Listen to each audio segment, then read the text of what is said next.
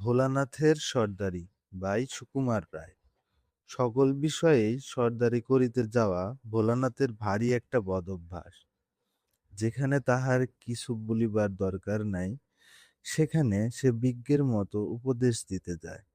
যে কাজের সে কিছুমাত্র বোঝে না, সে কাজেও সে চটপট হাত লাগাইতে ছাড়ে না। এই জন্য গুরুজনেরা তাহাকে বলেন জ্যাঠা, আর সমবয়সীরা বলে ফরফরে রাম। কিন্তু তাহাতে তাহার কোনো দুঃখ নাই, বিশেষ লজ্জাও নাই।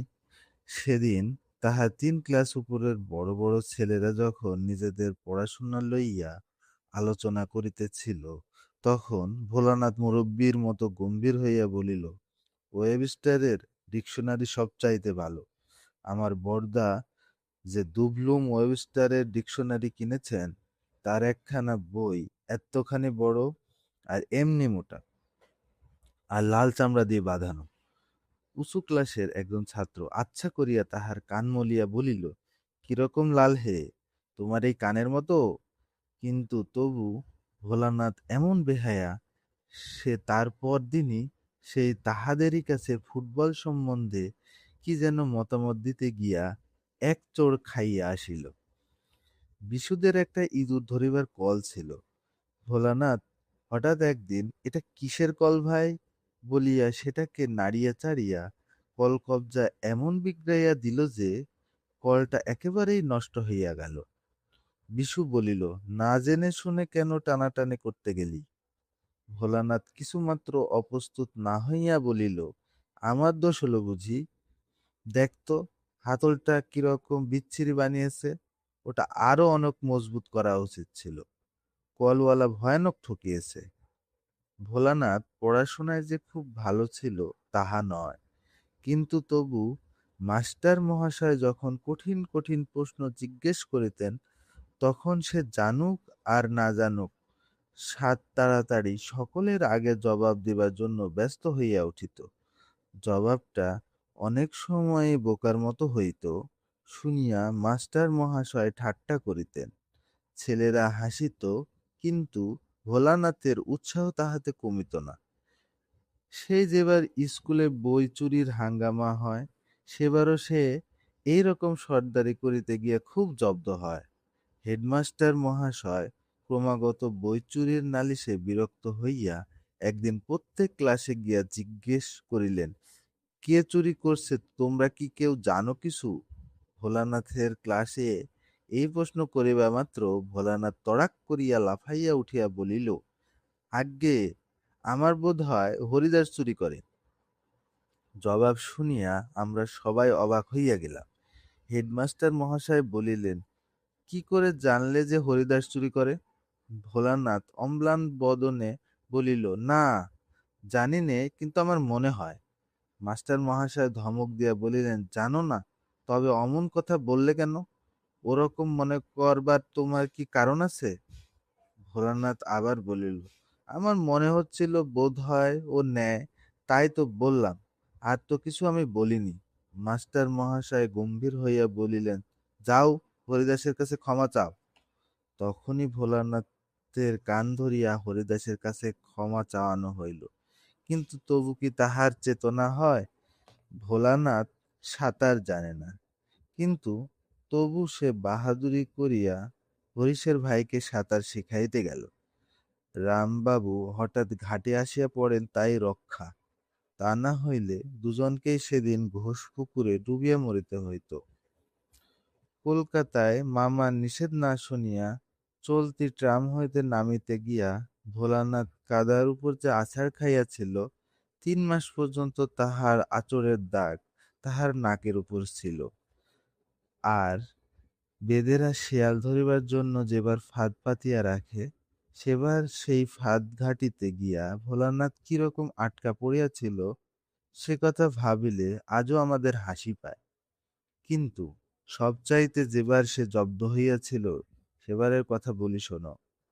আমাদের স্কুলে আসিতে হইলে কলেজ বাড়ির পাশ দিয়ে আসিতে হয়। সেখানে একটা ঘর আছে, তাহাকে বলে ল্যাবরেটরি। সেই ঘরে নানা রকম অদ্ভুত কলকারখানা থাকিত। ভোলানাথের সবটাতেই বাড়াবাড়ি।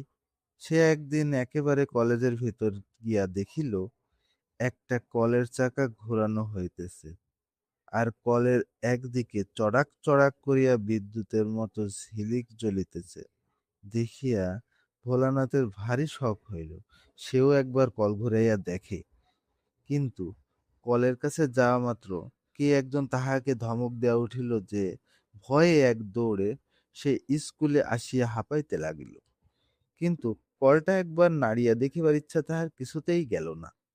একদিন বিকালে যখন সকলে বাড়ি যাইতেছিল, তখন ভোলানাথ যে কোন এক সময় কলেজের বাড়িতে ঢুকিল তাহা আমরা বুঝিতে পারি নাই। সে চুপি চুপি কলেজ বাড়ির ল্যাবরেটরি বা যন্ত্রখানায় ঢুকিয়া অনেকক্ষণ এদিক ওদিক চাহিয়া দেখে ঘরে কেউ নাই। তক্ষুনি ভরসা করিয়া ভিতরে ঢুকিয়া সে কলকব্জা দেখিতে লাগিল। সেই দিনেই সেই কলটা আলমারির আড়ালে উঁচু তাকের উপরে তোলা রইয়াছে, সেখানে তাহার হাত যায় না। অনেক কষ্টে সে টেবিলের পিছন হইতে একখানা বড় চৌকি লইয়া আসিল। এদিকে কখন যে কলেজের কর্মচারী চাবি দিয়া ঘরের তালা আটিয়া চলিয়া গেল, সেও ভোলানাথকে দেখে নাই। ভোলানাথেরও সেদিকে চোখ নাই। চৌকির উপর দাঁড়াইয়া ভোলানাথ দেখিল কলটার কাছে একটা অদ্ভুত বোতল। সেটা যে বিদ্যুতের বোতল ভোলানাথ তাহা জানেন। সে বোতলটাকে ধরিয়া সরাইয়া রাখিতে গেল, অমনি বোতলের বিদ্যুৎ হঠাৎ তাহার শরীরের ভিতর দিয়া ছুটিয়া গেল। মনে হইল যেন তাহার হাড়ের ভেতর পর্যন্ত কিসের একটা ধাক্কা লাগিল। সে মাথা ঘুরিয়া চৌকি হইতে পড়িয়া গেল। বিদ্যুতের ধাক্কা খাইয়া ভোলানাথ খানিকক্ষণ হতভম্ব হইয়া রহিল। তারপর ব্যস্ত হইয়া পলাইতে গিয়া দেখে দরজা বন্ধ। অনেকক্ষণ দরজায় ধাক্কা দিল, কিল ঘুষি লাথি মারিয়াও দরজা খুলিল না। জানালাগুলি অনেক উঁচুতে, আর বাহির হইতে বন্ধ করা। চৌকিতে উঠিয়াও নাগাল পাওয়া গেল না। ভোলানাথের কপালে দর দর করিয়া ঘাম ঝরিতে লাগিল। সে ভাবিল প্রাণপণে চিৎকার করা যাক, যদি কেউ শুনিতে পায়। কিন্তু তাহার গলার স্বর এমন বিকৃত শোনাইল, আর মস্ত ঘরটাতে এমন অদ্ভুত প্রতিধ্বনি হইতে লাগিল যে নিজের আওয়াজে নিজেই সে ভয় পাইয়া গেল। ওদিকে প্রায় সন্ধ্যা হইয়া আসিয়াছে। কলেজের বটগাছটির উপর হইতে একটা পেঁচা হঠাৎ ভূত ভূতুম ভূত বলিয়া বিকট শব্দে ডাকিয়া উঠিল। সেই শব্দে একেবারে দাঁতে দাঁত লাগিয়া ভোলানাথ এক চিৎকারেই অজ্ঞান। কলেজের দারোয়ান তখন আমাদের স্কুলের পাড়েজি আর দু চারটি দেশ ভাইয়ের সঙ্গে চুটিয়ে মহা উৎসবে হা হা রে কাহা গায়া রাম বলিয়া ঢোল করতাল পিটাইতেছিল। তাহার কোনরূপ চিৎকার শুনিতে পায় নাই। রাত দুপুর পর্যন্ত তাহাদের কীর্তনের হল্লা চলিল। সুতরাং জ্ঞান হইবার পর ভোলানাথ যখন দরজায় দুমদুম লাথি মারিয়া চেঁচাইতেছিল, তখন সে শব্দ গানের ফাঁকে তাহাদের কানে একটু আধটু আসিলেও তাহারা গ্রাহ্য করে নাই। পাড়ে যে একবার খালি বলিয়াছিল, কিসের শব্দ, একবার খোঁজ লওয়া যাক। তখন অন্যেরা বাধা দিয়া বলিয়াছিল, আরে চিল্লানে দাও। এমনি করিয়া রাত 12টার সময় যখন তাহাদের উৎসাহ ঝিমাইয়া আসিল, তখন ভোলানাথের বাড়ির লোকেরা লণ্ঠন হাতে হাজির হইল। তাহারা বাড়ি বাড়ি ঘুরিয়া কোথাও তাহাকে আর খুঁজিতে বাকি রাখে নাই। দারোয়ানদের জিজ্ঞেস করায় তাহারা এক বাক্যে বলিল, স্কুল বাবুদের কাহাকেও তাহারা দেখে নাই। এমন সময় সেই দুমদাম শব্দ আর চিৎকার আবার শোনা গেল। তারপর ভোলানাথের সন্ধান পাইতে আর বেশি দেরি হইল না, কিন্তু তখনও উদ্ধার নাই। দরজা বন্ধ, চাবি গোপালবাবুর কাছে।